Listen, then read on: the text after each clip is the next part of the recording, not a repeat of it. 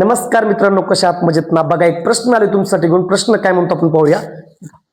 40 litre दुधाच्या पहिल्या द्रावणात 15% मलाईचं प्रमाण आहे. दुसऱ्या 60 लिटर दुधाच्या द्रावणात 8% मलाईचं प्रमाण आहे. दोन्ही द्रावणे एकत्रित केली तर संमिश्रणामध्ये मलाईचं प्रमाण किती? मित्रांनो, खूप सोपा प्रश्न आहे. काय करायचं माहितीये का? मला सांगा रे, पहिल्यांदा तुम्हाला 40 लिटर दुधाच्या द्रावणामध्ये 15% मलाई दिली ना, मग आपण 40 चे 15% करूया, म्हणजे आपल्याला फक्त मलाईचं प्रमाण मिळून जाईल. मग काय करायचं, पहिल्यांदा मित्रांनो आपल्याला दिले त्यांनी 40 लिटर दुधामध्ये 15% मलाई, हे आपण 15% मलाई काढून घेऊया. नंतर काय म्हणते ते, 60 लिटर दुधाच्या द्रावणामध्ये 8% मलाई. चलो, 60 लिटर दुधाच्या द्रावणामध्ये 8% मलाई.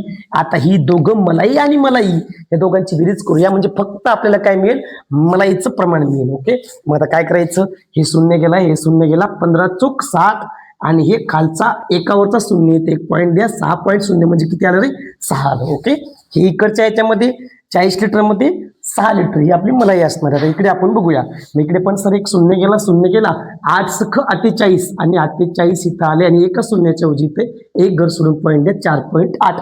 मग आता काय करायचं, हे 6 आणि हे 4.8 म्हणजे 6 प्लस 4.8 म्हणजे मित्रांनो 10.8 हे एकूण त्या पूर्ण दुधाच्या संमिश्रणामध्ये मलाईचं प्रमाण यायला पाहिजे. पर्याय क्रमांक किती रे?